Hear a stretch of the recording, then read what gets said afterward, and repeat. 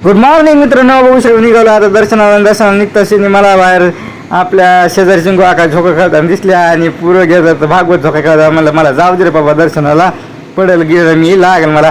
आणि पुढे दर्शनाला गेल्यानंतर रामभाऊ माझ्याकडे बघत होते टकमक काय करायला पोरगं. रामभाऊला माहितीच नाही पोरगं नवीन ब्लॉग बनवायचे. परत मित्र पूर्व सुद्धा भरलेला होता मंदिरावर.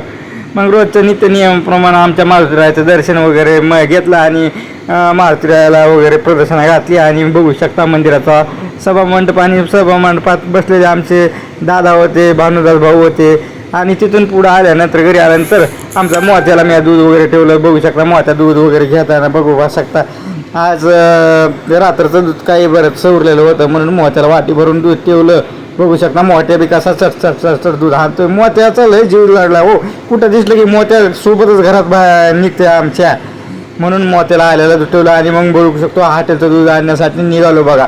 बघू शकता परत घरातून हॉटेलचं दूध आणण्यासाठी निघालो. मोत्याला म्हणलं चल रे मोत्या, जातो बघ आता मी दूध आणायला. आणि बघू शकता मग आपलं गॅस टाकी इथं गाडी करता इथं ठेवतो, ते गॅसची टाकी घेऊन दूध आणण्यासाठी पुन्हा तिकडे निघालो. बघू शकता गाडीवर बसतं सुनसान रस्ता, गाडी एक वर टेक करून पुढे गेली. आणि दूध आणल्यानंतर मग मस्तपैकी हॉटेलवर आलो. हॉटेल चालू करण्याच्या बेतात बघू शकता.